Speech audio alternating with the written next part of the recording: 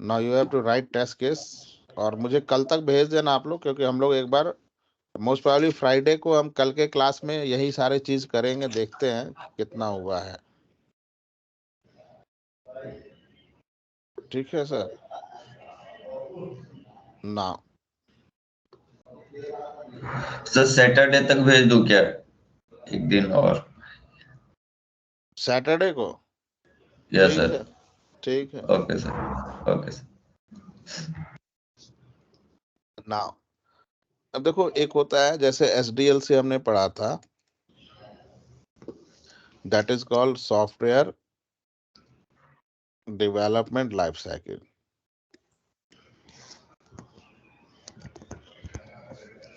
Sir screen share नहीं है। Oh sorry.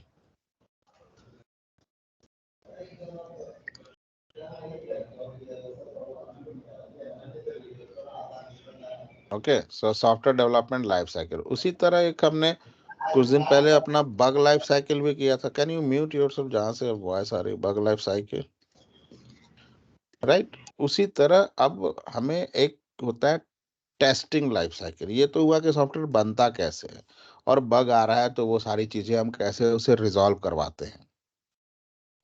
Then एक आता है STLC, इसे बोलते हैं software testing life cycle.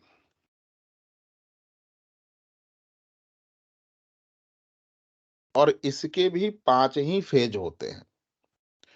The first phase is requirement analysis.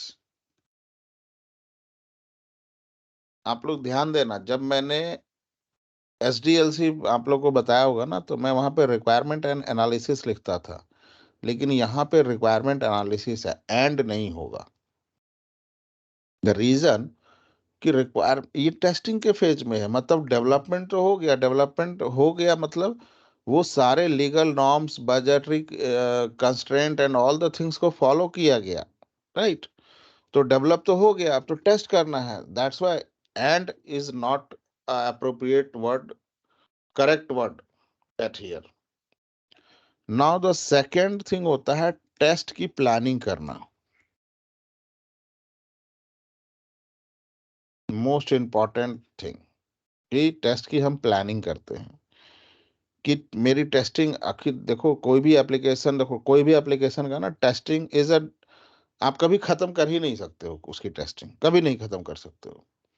इसलिए बोला जाता है testing is an endless process, it's a never ending activity.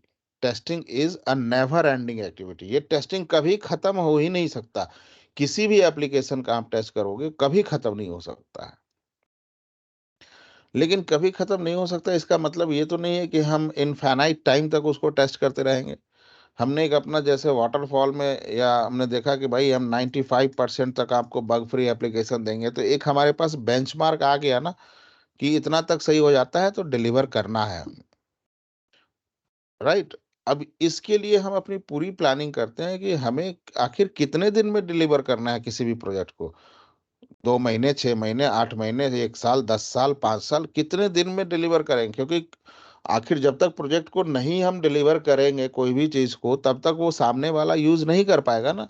जैसे मैं अब घर बनाने जा रहा हूँ, सपोज करो कि आपके लिए मैं कॉन्ट्रैक्टर हूँ, मैं आपका, आपने मुझे बोला घर में बनाना है, 3 BHK या 4 BHK का घर है, फर्स्ट एक ही फ्लोर है। तो आपका सबसे पहला तो यही होगा ना क्वेश्चन कि कितना टाइम लोगे बनाने का, राइट?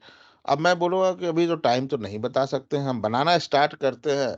अब मैं बनाते जा रहा हूँ 2 साल, 3 साल, 4 साल, 5 साल, आप क्या करोगे? फ्रस्ट्रेट हो जाओगे कि यार 5 साल में एक 4 कमरे का घर नहीं बना पाया ये कॉन्ट्रैक्टर।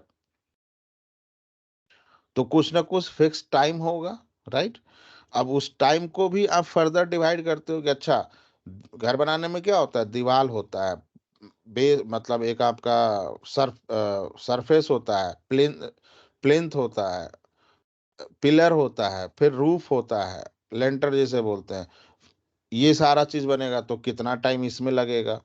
उसके बाद आपने बोला कि ठीक है, उसके बाद डोर, विंडो, इन सब का काम होगा, उसमें कितना टाइम लगेगा? वायरिंग का काम होगा, उसमें कितना टाइम लगेगा, कब होगा वायरिंग, क्या पूरा घर बनाने के बाद वायरिंग करवाएंगे, या जब दीवार खड़ा हो रहा है, वॉल ये सब खड़ा हो रहा है तो कंसील्ड वायरिंग करवाएंगे। ये सारा कुछ आप प्लान करते हो ना, राइट? उसी तरह यहाँ पे भी टेस्ट प्लानिंग करते हैं, जिससे कि हमें एक ओवरऑल आइडिया मिले कि when we can deliver this application to the client. Now the third phase is, जो आप कर रहे हो और आपने किया है, अगर अपने मेल चेक किया होगा, so test case design.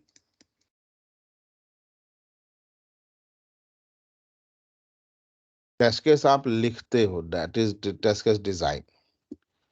Fourth, test execution.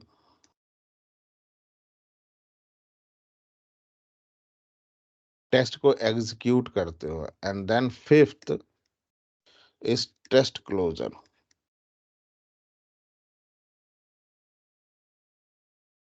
ठीक है ना? रिक्वायरमेंट एनालिसिस, ऑलरेडी मैंने आपको अभी एक छोटा रिक्वायरमेंट भेजा है, आप लोग उस पर काम करोगे, फिर मैं और अभी 6-7 भेजूंगा। टेस्ट प्लानिंग, ये मेरे पास अभी टॉपिक बचा हुआ है। रेस्ट ये सब आपको करना है सर। टेस्ट क्लोजर एक मेल एक्टिविटी होती है, वो मैं मेल का आपको भेजूंगा कि कैसे क्या क्या इंफॉर्मेशन हम क्लाइंट को देते हैं मेल में at the end of the testing activity. मतलब अब हमने टेस्टिंग टीम ने साइन ऑफ कर दिया कि हमारी टेस्टिंग खत्म हो चुकी है, उसके बाद आप कुछ नहीं कर सकते हो। आपने जब एक बार फाइनल कंफर्मेशन मेल दे दिया कि भैया मेरी टेस्टिंग खत्म हो गई, that is the final one. तो वो एक ईमेल होता है, जैसे मैं अभी भेजा था, लेट मी चेक, मैं आप लोग को दिखा सकूं।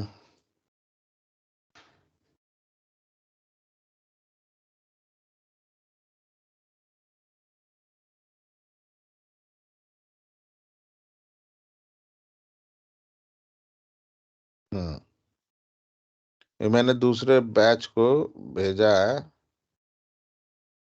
Dear stakeholder, I am pleased to announce the successfully completion of testing activity for project name. The testing team has conducted thorough testing for all the designated features and functionality, and we are now ready to present the closure report, including key metrics and findings.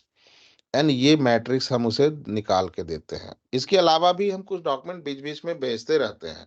ऐसा नहीं है कि यही 4 line का mail लिख के भेज दिया और टेस्टिंग खत्म हो गई।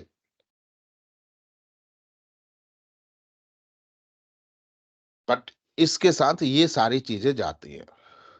Then summary of the testing, and briefly outline the testing phases, methodology and tools used, highlight any significant changes faced and how they were addressed, acknowledge of contribution, सारे टीम को थैंक्स करते हैं and all the things. Test closure recommendation अगर आपको अपनी तरफ से देना है, फिर detail summary report, logs and all the things. Best regard, your name, your role, contact inform. Generally ये मेल जाता है टीम लीड की साइड से या मैनेजर की साइड से जाता है। ठीक है? So this is the test closure report.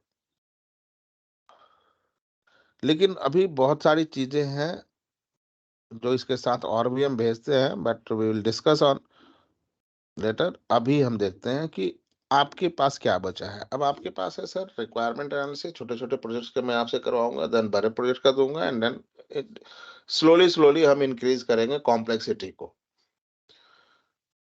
Not at a single time और आप जहाँ पे फ्लैट हो जाओ। तो अभी मैंने 2 लाइन का रिक्वायरमेंट आपको दिया है छोटा सा एप्लीकेशन का, so work on that, because after this topic your GUI functional testing is finished. If I show you, अच्छा उसको हम चलो लास्ट में देखेंगे। Now test planning, this is my part.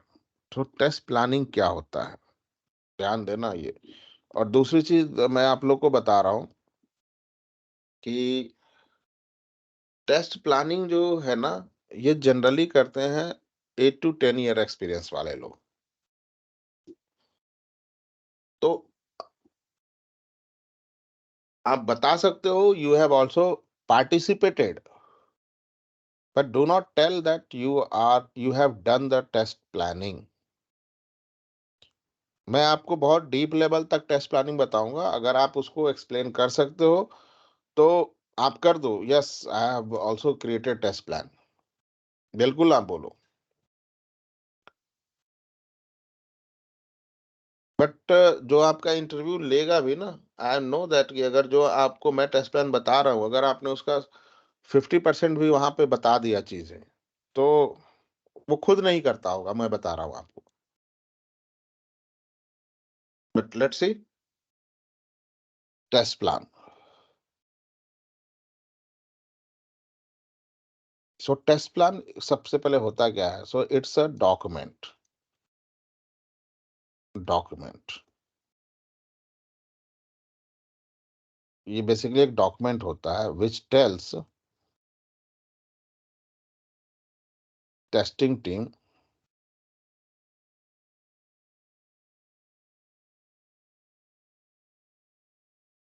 About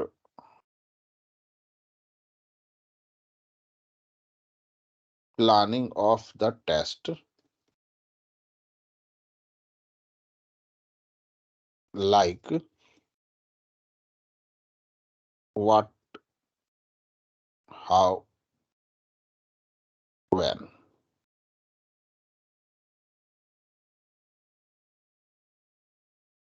ठीक है? Like what, how and when, और always remember हम ये प्लान कर रहे हैं किसके लिए? एप्लीकेशन के लिए प्लान कर रहे हैं कि मुझे एप्लीकेशन कब डिलीवर इस एप्लीकेशन की टेस्टिंग मैं कैसे-कैसे करूँगा, राइट? सो व्हाट का मतलब क्या हुआ? एप्लीकेशन में क्या-क्या चीज़ें हमें टेस्ट करनी है। हाउ कैसे टेस्ट करना है। व्हेन कब क्या खत्म करना है। तो this 3 things covered in the test plan. अब ये टेस्ट प्लान जो होता है एक डॉक्यूमेंट होता है बेसिकली। ये सिंपल सा एक डॉक्यूमेंट होता है जो डॉक एक सेकंड गाइस मुझे देना जरा।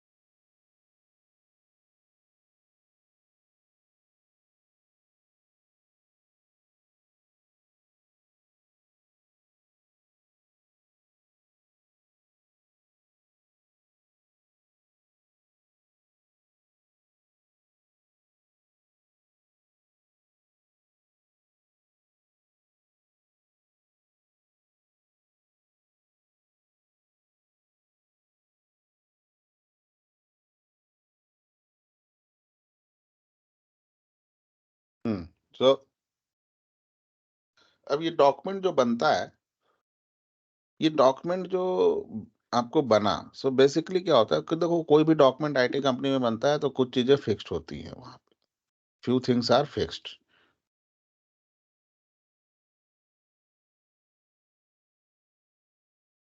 ठीक है। तो उसमें जैसे होता है किसी भी डॉक्यूमेंट में आप देखोगे तो इंडेक्स होता है, अ, उसके बाद रिवीजन हिस्ट्री होता है,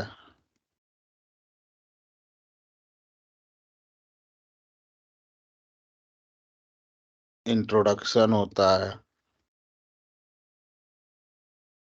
ये कोई भी डॉक्यूमेंट आप देखोगे, देन इसका स्कोप होता है।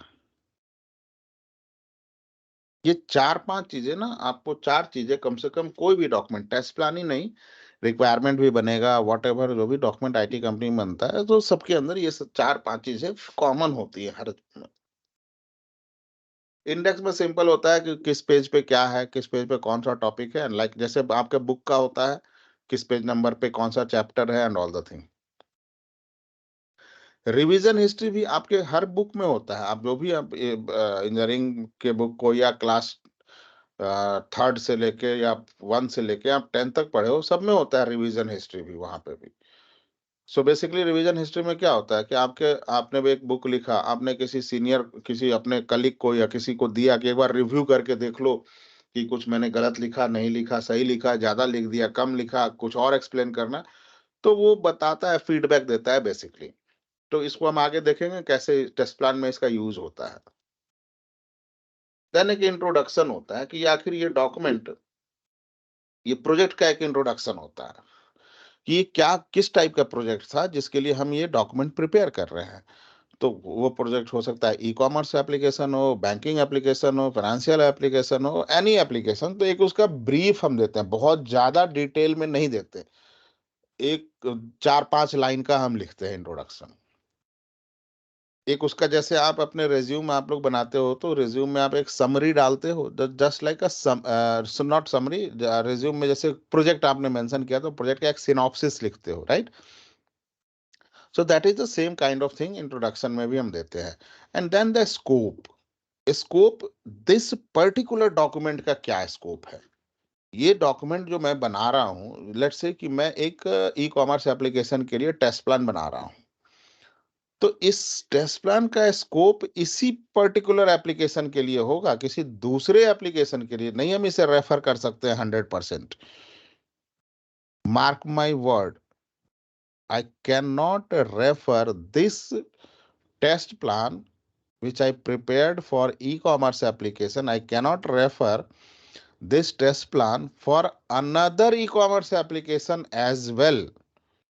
100%. Yes, we can use few of the things as a reference point, but not the 100%. Even few of the things में हो सकता है वो 20% भी हो, वो 40% भी हो सकता है, या हो सकता है 70% भी हो। इट टोटली डिपेंड्स अपॉन कि मेरा ये एप्लीकेशन जिस टीम के साथ मैंने कंप्लीट किया था, अगर वही टीम मुझे दूसरे ई कॉमर्स एप्लीकेशन में भी मिल रही है, वही टीम है, उसकी कोई भी छोड़ के नहीं गया है, रिजाइन नहीं किया है, तो 60% चीजें रेफरेंस की तरह हम यूज कर सकते हैं, बट नॉट 100%, क्योंकि हर एप्लीकेशन का मल्टीपल ई कॉमर्स एप्लीकेशन है। आप मान लो e-commerce application project one, project two, project three test कर रहे हो, बट हर एप्लीकेशन का फंक्शनैलिटी चेंज होता है। ई-कॉमर्स का मतलब ये नहीं है कि सब फ्लिपकार्ट टाइप से ही बनता है। जैसे आप अमेज़न और फ्लिपकार्ट को ही एग्ज़ाम्पल लो। हैव यू नोटिस्ड कि आप फ्लिपकार्ट पे एक प्रोडक्ट आपने सर्च किया, लेट्स से कि एक आपने फ़ोन सर्च किया, आईफ़ोन 15 सर्च पे आया, आपने ऐड टू कार्ट कर दिया। फिर से दोबारा आपने आईफ़ोन सर्च किया, फिर कुछ लिस्ट आया ओपन होके, फिर से आपने आईफ़ोन 15 पे क्लिक किया। Then you will not see buy और you will not see add to cart button at there. आपको ऐड टू कार्ट बटन अब दूसरी बार नहीं मिलेगा, क्योंकि आपने सेम प्रोडक्ट को दोबारा से सर्च किया है। लेकिन अमेजन पे आप जाओ आपको मिलेगा। So this is, every application has its own different way of implementing the functionality, right? तो वो 40% 50% में सेम टाइप का एप्लीकेशन है तो वो चेंज हो जाएगा। Now the most important thing apart from these things, तो this is the first one, this is the second one, third one, और ये मैं सीक्वेंस वाइज आगे पीछे भी आप लोग लिख सकते हो, but this is the moreover एक क्लियर अंडरस्टैंडिंग देता है। So these are the sequence. Then the fifth, यहाँ से most important thing as a tester point of view से स्टार्ट होता है, जो कि टीम को गाइड करता है। Feature to be test.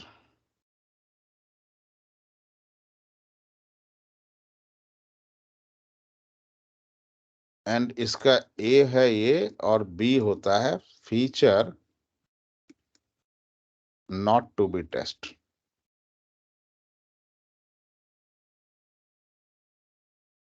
Okay, feature to be test and feature not to be test. अब दोनों में क्या फर्क है, देखो, मान लेते हैं कि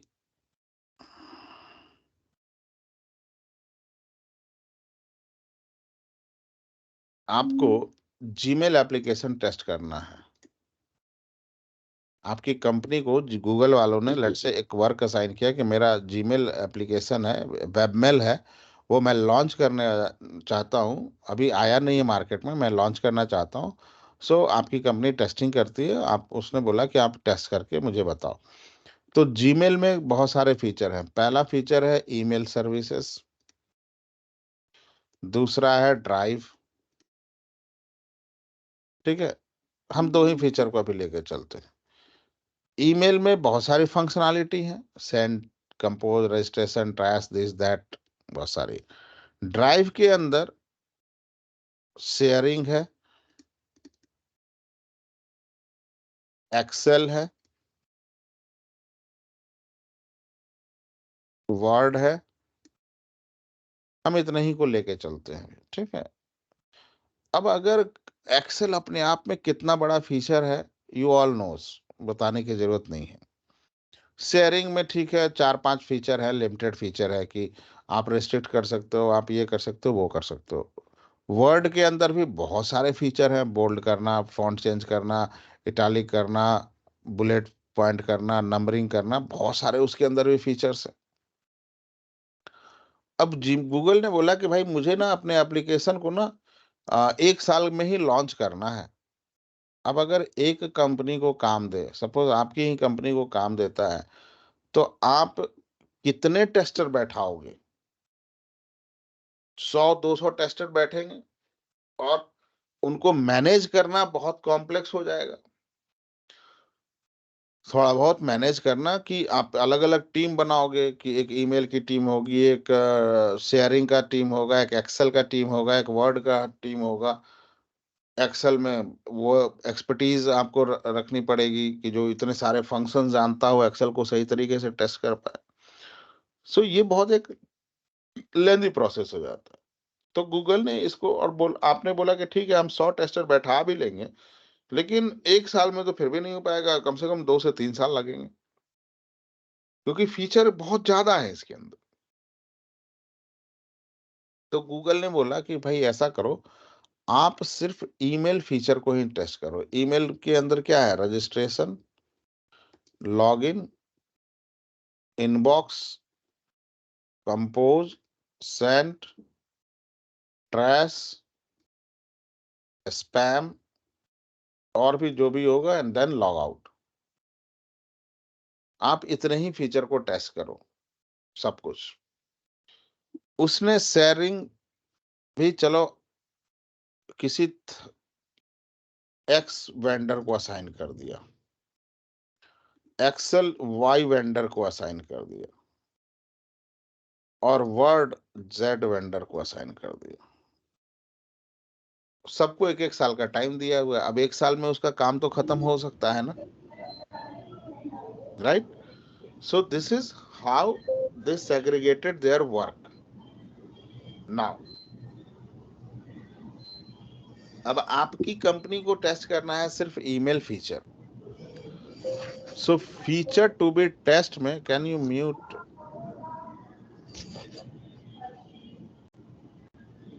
फीचर टू बी टेस्ट में हम उन सारे फीचर का नाम लिखते हैं जो मुझे टेस्ट करना है. So write down all the features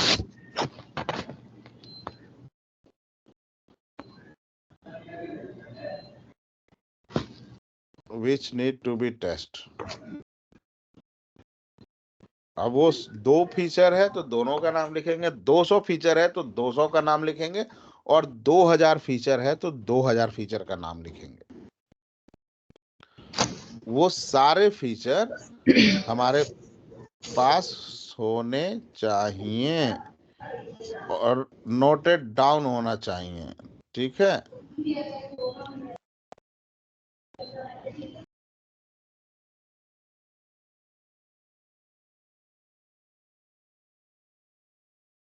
now अब feature not to be test में भी मेरे पास ना 500 फीचर होंगे, 2000 फीचर होंगे, 5000 फीचर्स हो सकते हैं जो कि मुझे टेस्ट नहीं करना है. तो उनका नाम लिखना बेवकूफी होगा ना. जो काम करना ही नहीं उसका नाम लिखने की क्या जरूरत है.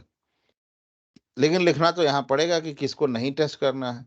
तो थोड़ा सा डिप्लोमेटिकली हम लिखते हैं यहाँ पे, simple features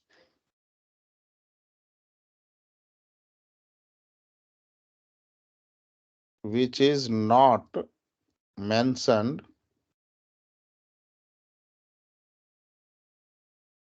in feature to be test. एक लाइन में मेरा पूरा काम हो गया sir. Right. So this is very very important. What feature I have to test, वो हम सारा नाम लिखते हैं उसका. कौन सा फीचर नहीं टेस्ट करना है तो 1 लाइन में अपना काम खत्म करेंगे. टेस्टिंग टीम को पहली चीज पता चल गई कि मुझे अपने एप्लीकेशन में क्या क्या चीज को टेस्ट करना है. द मोस्ट इंपॉर्टेंट थिंग कि आपको पता चल गया कि आपका आज दिन भर का काम क्या है.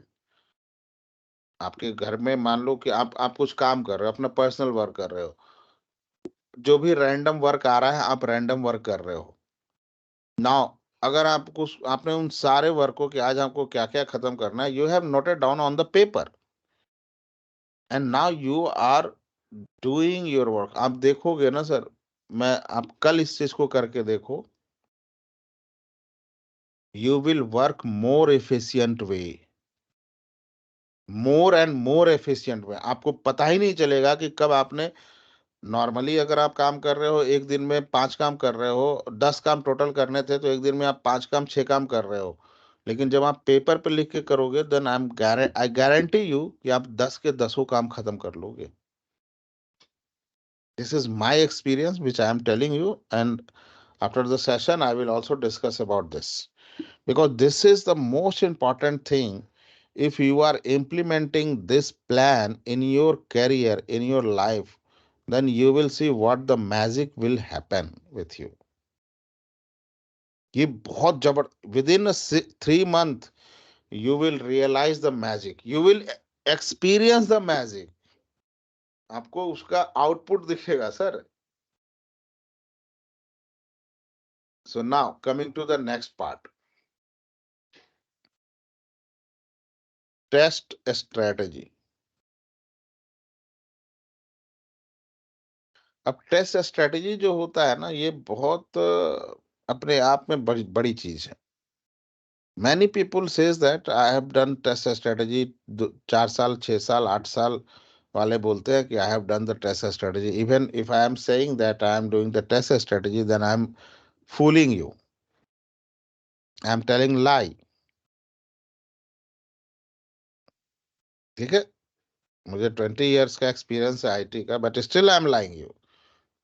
Test strategy is not, I have developed so many test plan. अब तो काउंट भी नहीं कर, मतलब याद भी नहीं है कि कितने मैंने बनाए हैं, but I never did test strategy इन.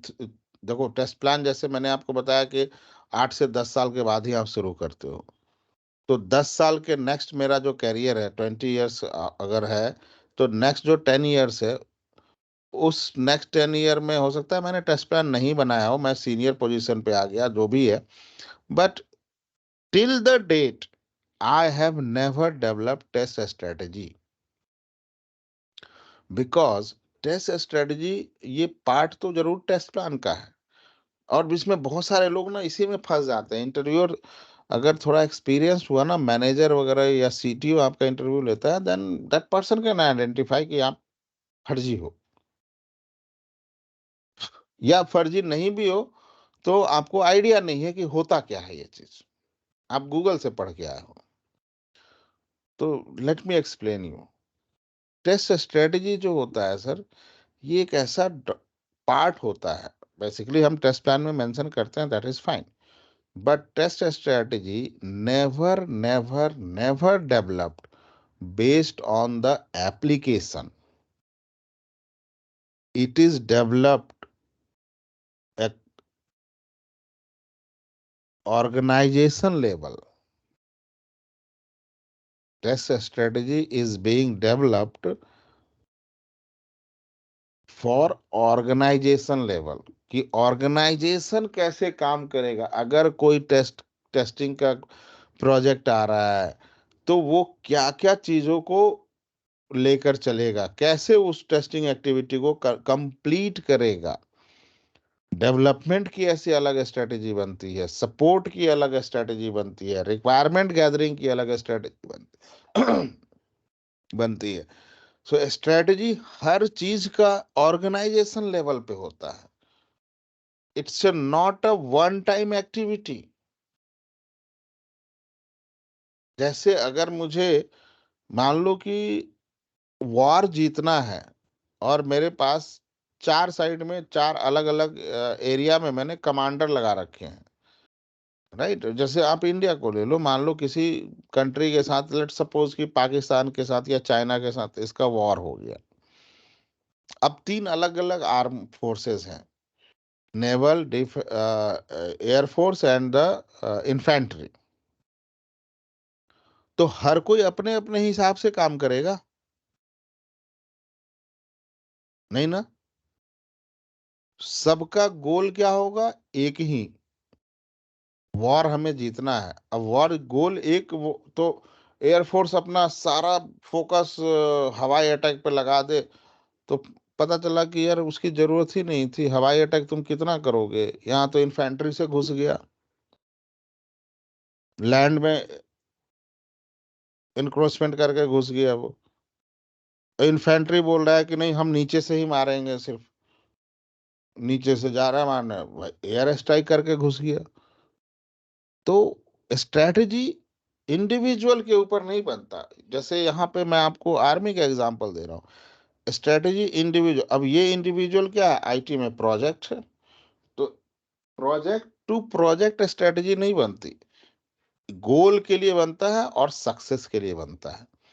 तो स्ट्रेटजी हमेशा ऑर्गेनाइजेशन लेवल पे बनती है। क्लियर है? Now then what I will write in the test plan. अब ये टेस्ट स्ट्रेटजी एक हेडर तो है वहां पे, तो हम क्या लिखेंगे यहाँ पे?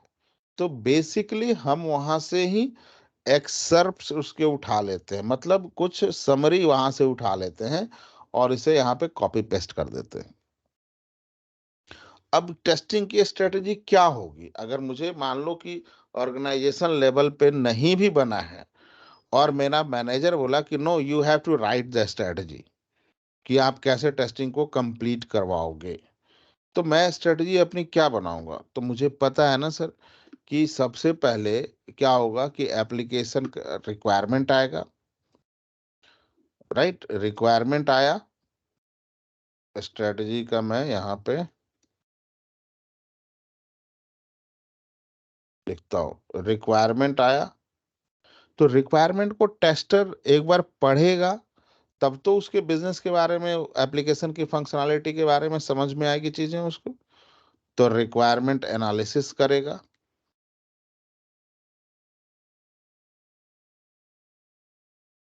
अब रिक्वायरमेंट आपने पढ़ा उसका, और देखो ये एक जेनरिक है, और यही काम हम वहां पे पेस्ट कॉपी पेस्ट करेंगे।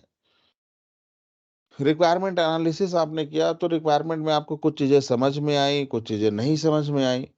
तो जो नहीं समझ में आई तो वो फिर हम पूछेंगे। किससे पूछेंगे? जिसने रिक्वायरमेंट लिखा है।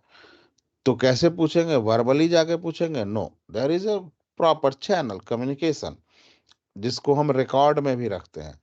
तो हम पहले एक बनाते हैं क्लैरिफिकेशन लॉग।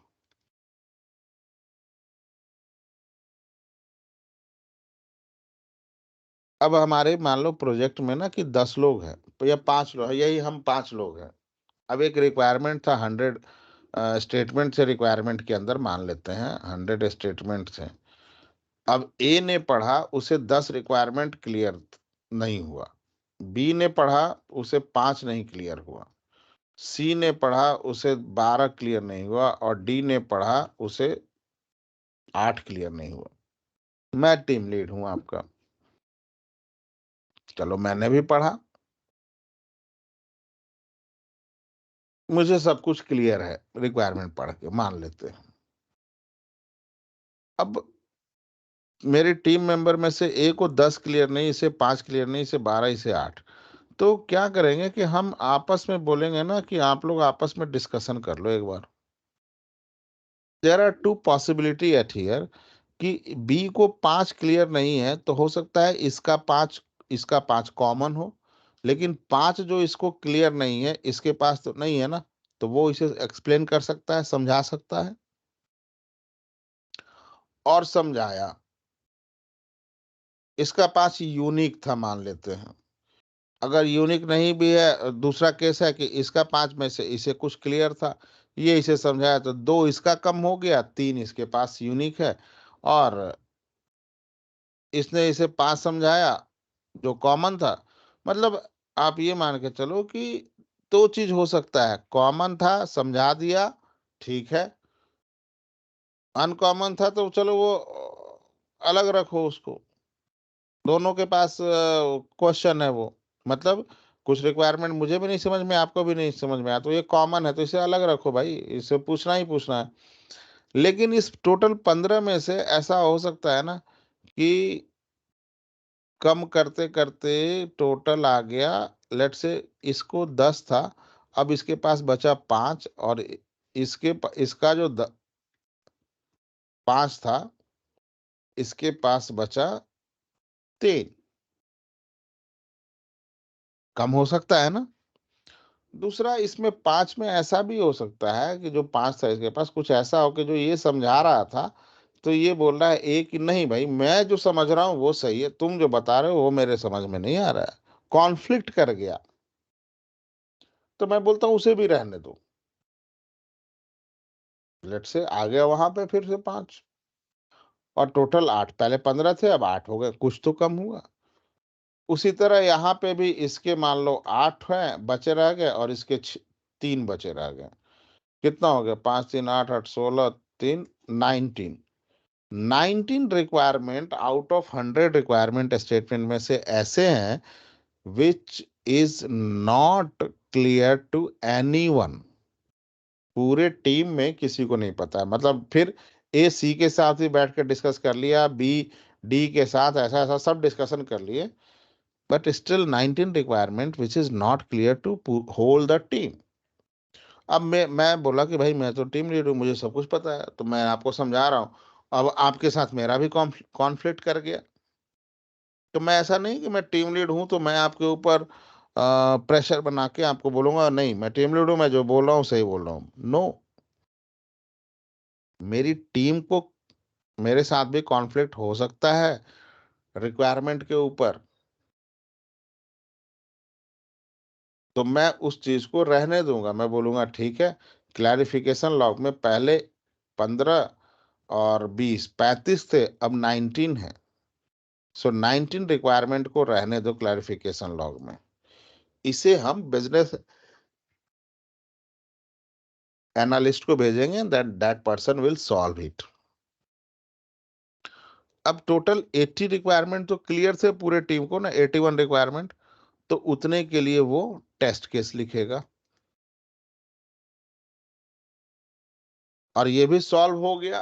अब कैसे सॉल्व होता है वो मैं डिस्कस करेंगे अभी थोड़ी देर में। सो अब 81 रिक्वायरमेंट के लिए अलग अलग को मैंने डिस्ट्रीब्यूट कर दिया कि ए 20 के लिए लिखेगा 1 से लेके 20 तक, बी 21 से लेके 40 तक, सी 41 नंबर से लेके 60 तक और डी फिर 60 से 81 तक। ऐसे टेस्ट केस लिख रहे हैं। अब टेस्ट केस लिखा तो फाइनली क्या हुआ कि टेस्ट केस मेरी पूरी टीम ने सही लिखा है कि नहीं लिखा है, दैट इज अनदर चैलेंज।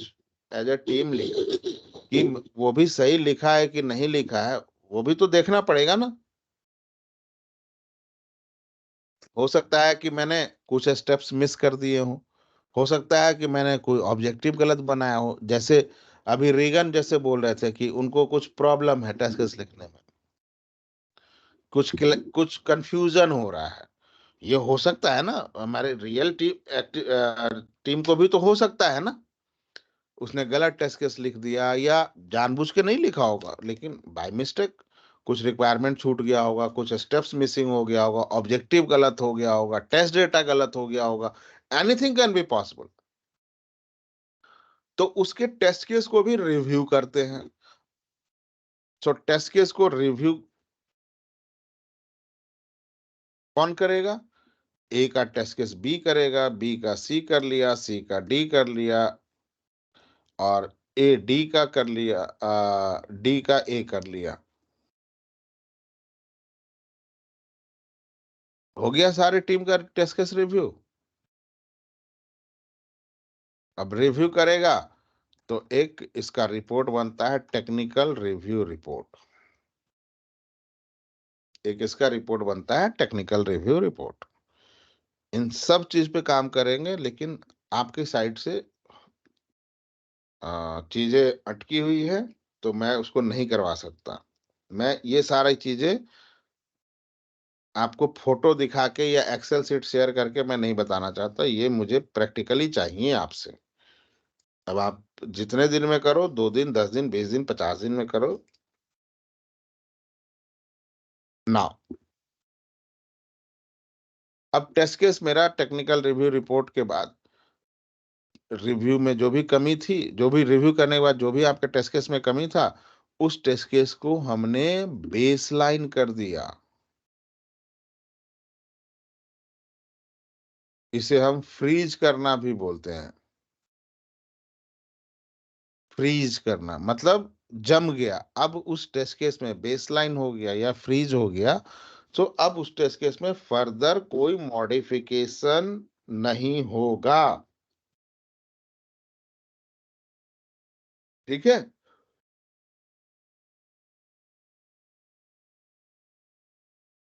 और गाइस रिमेंबर, आपका टेस्ट केस क्लाइंट के पास भी जाता है। आपका टेस्ट केस लिखा हुआ क्लाइंट आल्सो रिव्यू इट। अब क्लाइंट आपका यूएस बेस्ड है और आप तिरुवनंतपुरम में बैठ के टेस्ट केस लिख रहे हो। अगर उस आपके टेस्ट केस में कमी मिल गई तो क्लाइंट वहीं से मिसाइल छोड़ेगा।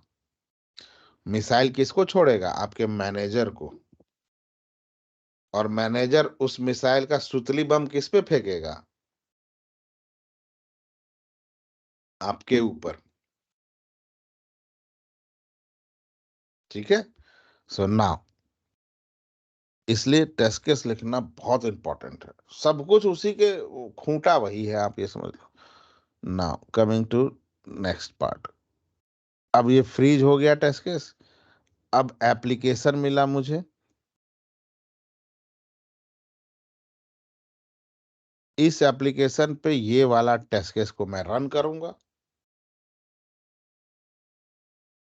ठीक है ना। अब इसके बाद मैं नीचे लिखता हूँ एप्लीकेशन के बाद यहां से इस टेस्ट केस को रन करूंगा, देन वो बग रेज करेगा। बग आएगा, कोई ना कोई टेस्ट केस फेल होगा तो बग रेज होगा, तो रीटेस्टिंग होगा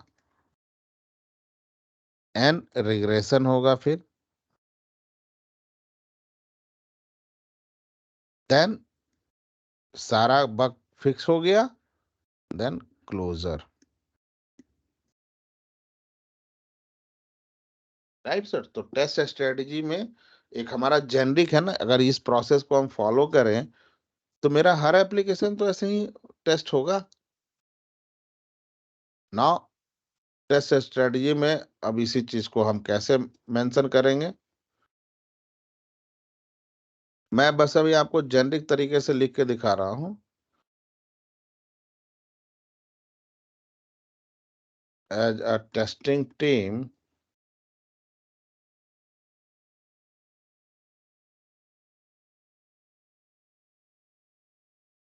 QA will review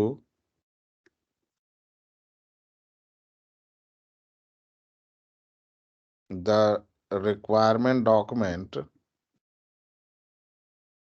and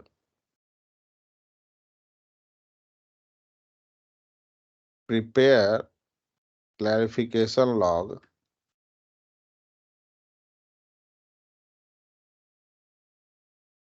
if any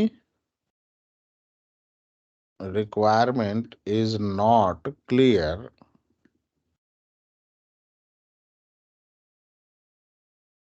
and write test cases. This is the first phase of the test strategy. Once test cases are approved or baselined,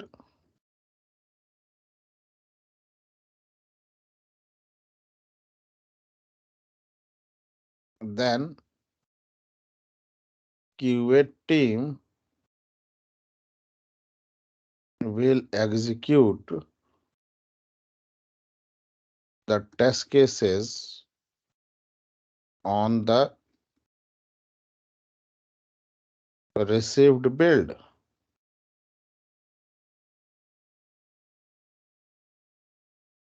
If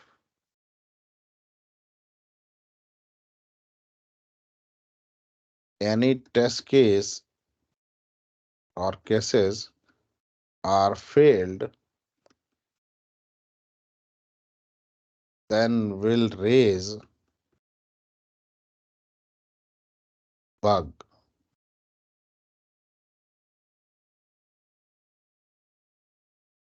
and then retesting and regression testing will take place till all reported bugs are not closed, marked. This is my test strategy, sir. ये मैंने पहली बार किसी भी training session में पूरा लिखा है। अभी तक मैं समझा देता था। From last 10 to 11 years of my teaching, first time I have written.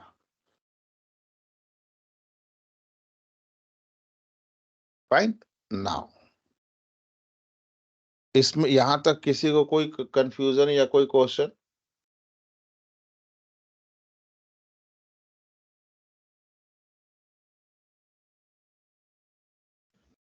Clear, sir. Okay. Now the seventh number is entry and exit criteria. Most important thing which is asked in the interview. बहुत ध्यान से सुनना। आप test plan बोलोगे तो सबसे पहला interview question यही होगा, what is the entry criteria and what is the exit criteria. आपसे टेस्ट स्ट्रेटेजी अगर पूछेगा तो आप जो मैंने लिखा है, यू कैन जस्ट रीड, आप इसे नोट कर लेना, रीड कर देना वहां पे थोड़ा सा पॉज लेके। ना entry and exit criteria. Entry criteria क्या होता है, let's understand here.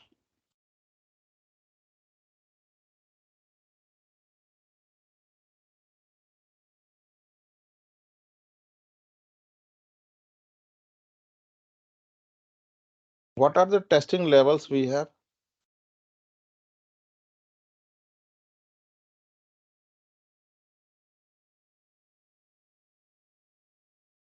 Come on, tell me, what are the testing levels we have? आप लोग तो फेल कर जाओगे सर ऐसे.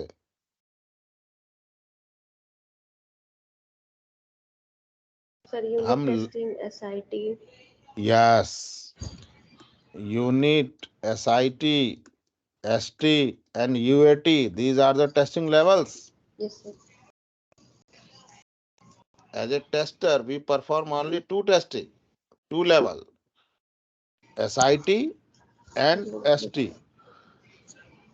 तो एंट्री क्राइटेरिया में SIT में हम कब एंटर करेंगे और जब SIT से एग्जिट करेंगे तभी तो इसके अंदर एंट्री करेंगे सर, राइट? सो SIT में एंटर कब करेंगे? Case 1, when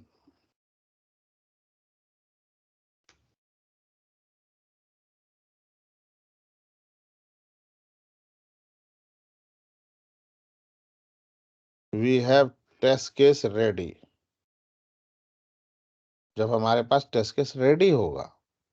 test case ready का मतलब क्या हुआ?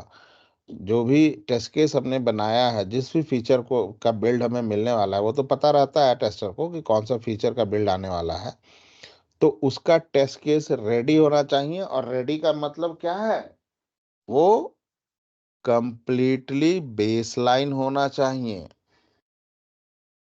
कंप्लीटली रिव्यूड होना चाहिए, फ्रीज्ड होना चाहिए. उसमें फर्दर कोई मॉडिफिकेशन की जरूरत नहीं है. दूसरा, application should be ready. Application बोल लो या बिल्ड, जो भी मुझे टेस्ट करने, लेट्स से मुझे कंपोज को टेस्ट करना है, तो कंपोज का टेस्ट केस तो मैंने लिख के रखा है, लेकिन अभी अंडर एप्लीकेशन अंडर डेवलपमेंट है. तो मैं टेस्टिंग कर सकता हूँ, एंटर कर सकता हूँ नहीं ना? इसलिए application should be ready. Application भी रेडी हो जाए या बिल्ड उसका रेडी हो जाए. बिल्ड बोलते हैं छोटे छोटे फीचर्स का बिल्ड होता है. तो वो रेडी हो जाए तब हम उसमें एंटर कर सकते हैं. तीसरा, रिसोर्स होना चाहिए. रिसोर्स में दो चीजें आती हैं सर. एक होता है ह्यूमन रिसोर्स और दूसरा होता है एसेट. ह्यूमन रिसोर्स में भाई टेस्ट केस रेडी है, एप्लीकेशन भी रेडी है, लेकिन टेस्टर तो होने चाहिए ना एग्जीक्यूट करने के लिए. पता चला कि दो टेस्टर थे, दोनों ने टेस्ट केस लिख के रिजाइन करके चले गए. अब डेवलपर ने बिल्ड दिया, अब कोई रिसोर्स ही नहीं है अभी उस टेस्ट केस को एग्जीक्यूट करने. तो वो रिसोर्स होना चाहिए ना. So that resource comes under the human resource. QAT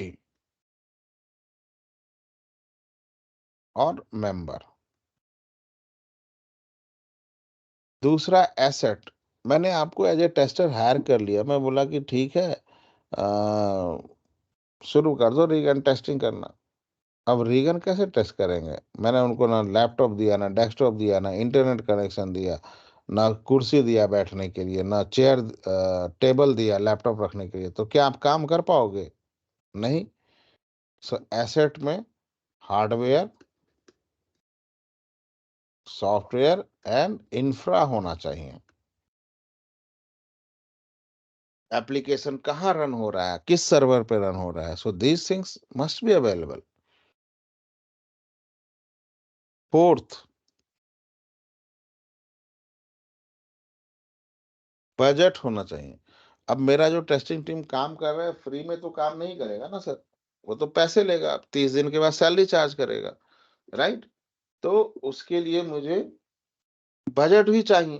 budget नहीं होगा तो नहीं हो सकता है काम, right? So that is the budget. And the fifth, that is the time. कि टाइम भी होना चाहिए। अब पता चला कि टेस्ट केस हमारे पास ना 500 लिख दिए थे या 200 लेते हैं, और एक सेकेंड,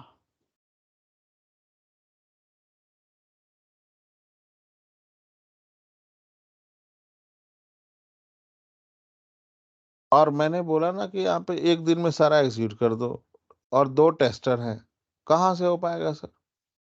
तो सफिशिएंट एनफ टाइम भी होना चाहिए ना। मैं ज्यादा नहीं, लेकिन हाँ ठीक है, कम से कम इतना तो टाइम हो, 2 दिन का तो टाइम दो, तब तो एग्जीक्यूट कर पाएंगे। एक दिन में तो नहीं हो पाएगा ना।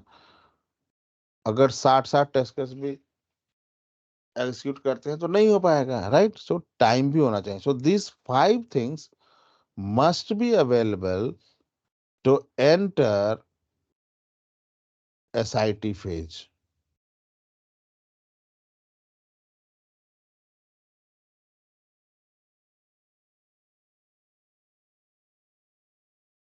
Right? So these 5 things must be present, right? Otherwise, we cannot enter in SIT. ना, अब एंटर तो कर गए SIT में, एग्जिट कब करेंगे SIT से? सो SIT से एग्जिट करने का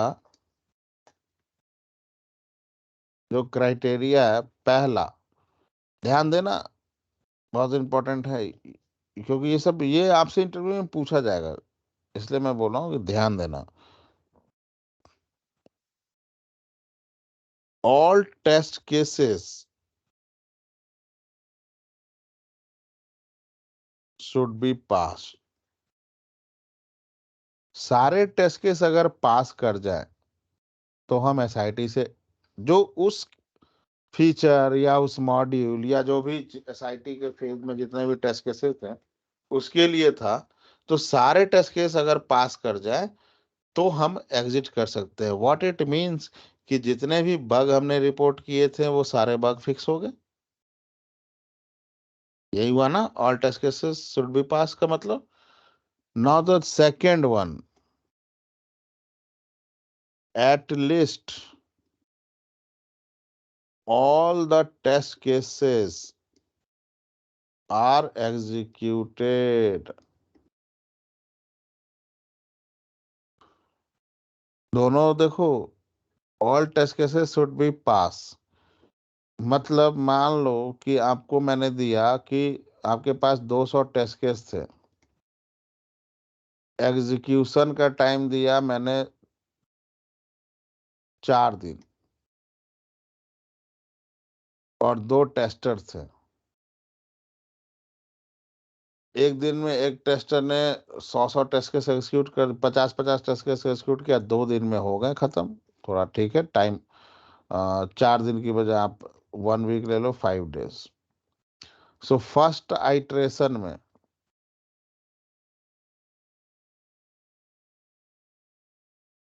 कितना किया आपने, कितना टाइम लिया? 2 डेज का 50 टेस्ट केस, थोड़ा एक्स्ट्रा टाइम करके हमने बोला, थोड़ा इमोशनल ब्लैकमेल किया, समझाया यार ऐसा है वैसा है, दिस दैट, समझा के वो बेचारा पिघल गया, और 50 टेस्ट केस एग्जीक्यूट करने लगा। 35 तो करता ही था, 15 और करने लगा, 1-1.5 घंटा अपना टाइम बिता के। तो 2 दिन में मेरा पूरा टेस्ट केस खत्म हो गया। अब जो भी बग आए थे, बग मैंने डेवलपर को दे दिया। सो सेकंड आइटरेशन,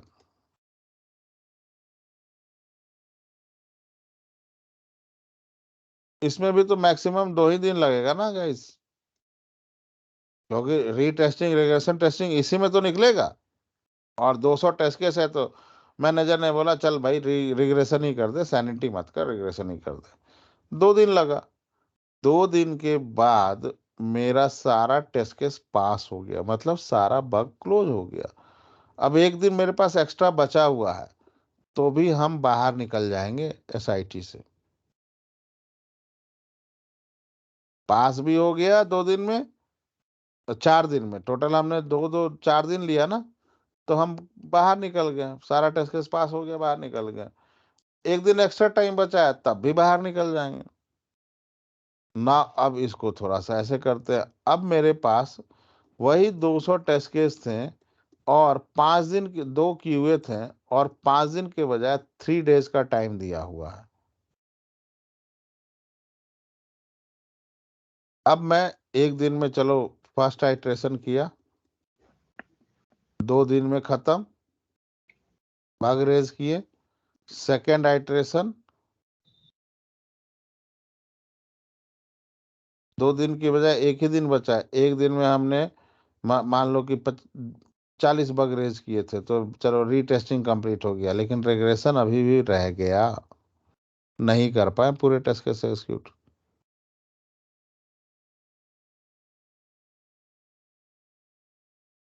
तो भी हम बाहर निकल जाएंगे। तीसरा सिनारियो ऐसा है कि मैं यही 200 टेस्ट केस है, इसी का थोड़ा सा एक्सटेंडेड वर्जन है। 200 टेस्ट केस थे, 2 QA था और इस बार हमने 2 दिन का टाइम दिया। अब 2 दिन में 50-50 100, 2 दिन में 200 टेस्ट केस। जो बग रेज किए थे वो भी फिक्स भी नहीं हुआ है, लेकिन मेरा टाइम खत्म हो गया सर। जो टाइम हमें अलॉट हुआ था वो टाइम खत्म हो गया, तो तब भी हम एग्जिट कर जाएंगे। लेकिन यहाँ पे एग्जिट करने का क्या फायदा होगा कि मुझे ये पता चल गया ना कि मेरे एप्लीकेशन का वीक पॉइंट क्या क्या है, कौन कौन सा टेस्ट केस फेल हुआ है, ये पता चल गया ना मुझे। 40 टेस्ट केस मान लो फेल हुए हैं, तो 40 वीक पॉइंट मुझे पता चल गया अपने एप्लीकेशन के। तो हम बोलते हैं ठीक है भाई, इसे हम नेक्स्ट फेज में देख लेंगे कि ये फिक्स हुए कि नहीं हुए। नेक्स्ट फेज कौन सा है? ST, सिस्टम टेस्टिंग फेज में, right. Now the third, when we exit, ये 2 बहुत इंपॉर्टेंट है। थर्ड इज, ठीक है, वो आता है बट टाइम लैप्स्ड, ये बेसिकली इसी से आया है कि टाइम खत्म हो गया तब भी हम निकल जाते हैं। लेकिन ये सब होता बहुत कम है, क्योंकि कुछ और भी चीजें हैं टेस्ट प्लान में जो हम प्रोवाइड करते हैं, तो ये सारी चीजों को हम ऑलरेडी वहाँ पे कवर अप किए रहते हैं। And fourth, budget lapsed.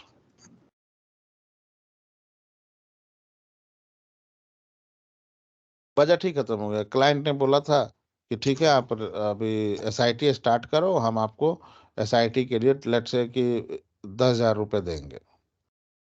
अब उसने 50% तो पैसा रेज दे दिया एडवांस में। IT कंपनी में ऐसा ही होता है, 50 पैसा एडवांस में देते हैं, 50%, 30% देते हैं फेज की डिलीवरी के बाद, और 20% देते हैं फाइनल डिलीवरी के बाद।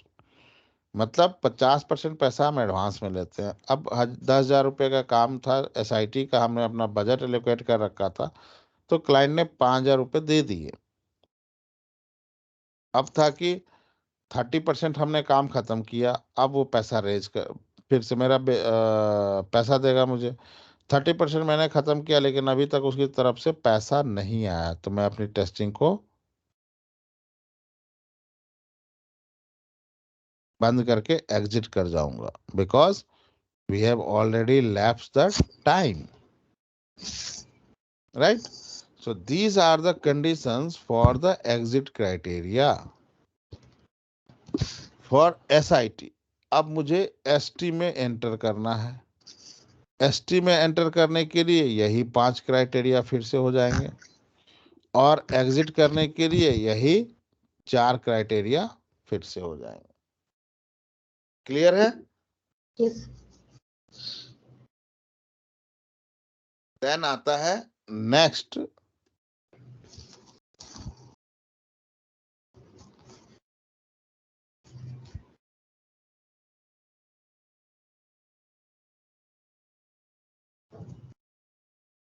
Suspension and resumption criteria.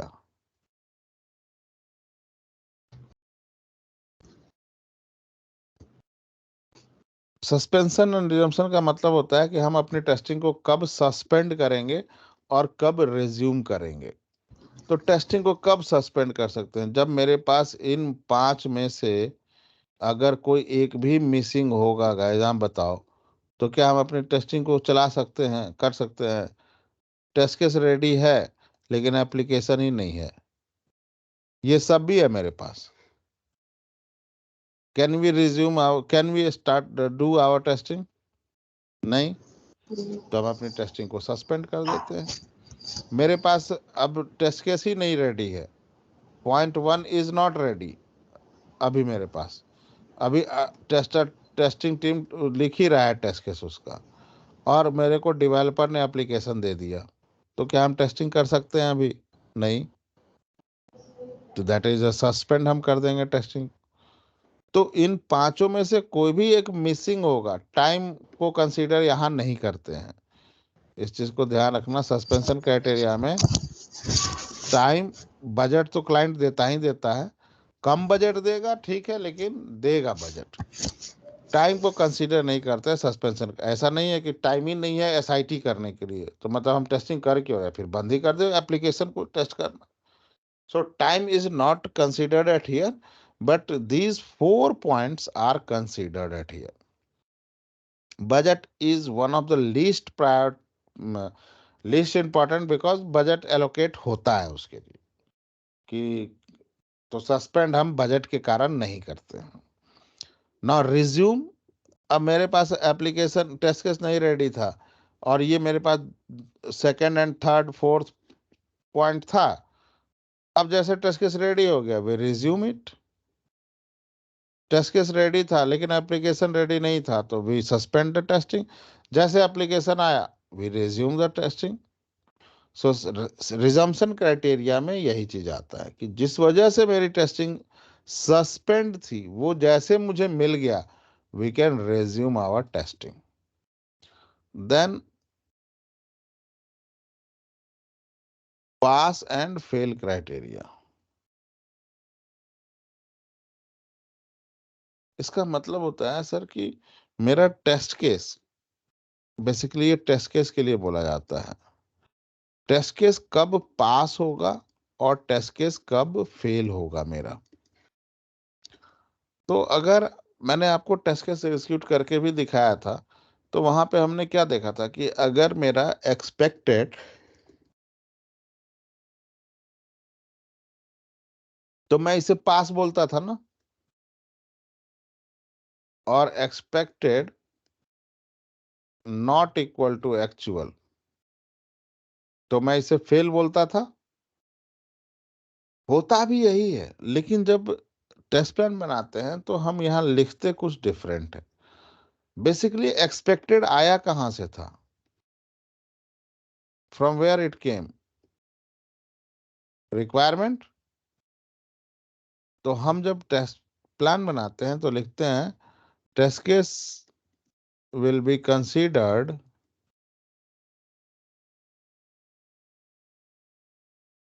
Pass when actual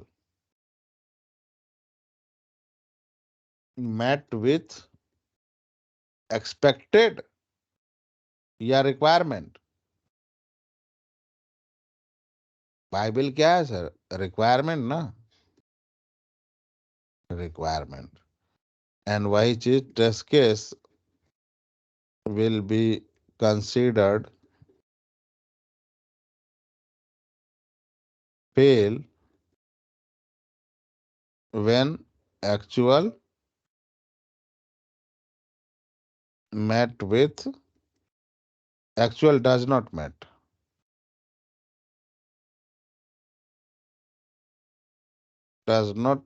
with requirement।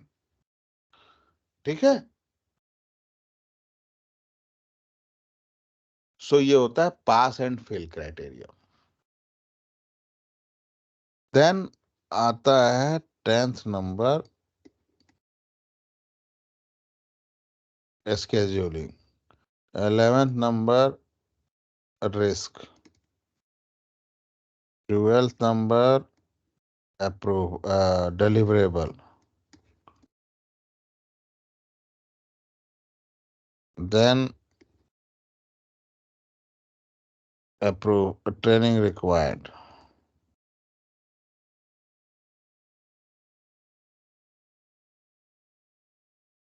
then approval.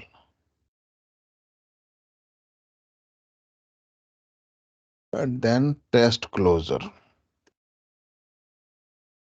अब ये सारी चीज थोड़ा सा इस समझने का है, तो ये मैं आपको कल बताऊंगा, अभी टाइम भी बहुत हो गया है, आप लोगों भी इट्स तो इसको मैं आपको टेस्ट प्लान एक दिन में ऐसे भी खत्म नहीं होता, so it takes scheduling is something which is very very important and the most of the calculation part at here.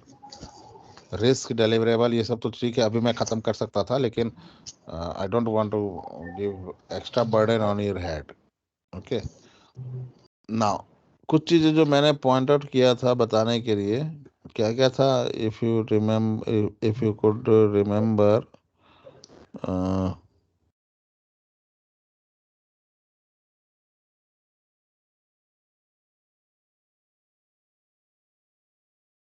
Okay fine, एक सेकेंड, अब मैं थोड़ा रिकॉर्डिंग पॉज करता हूँ.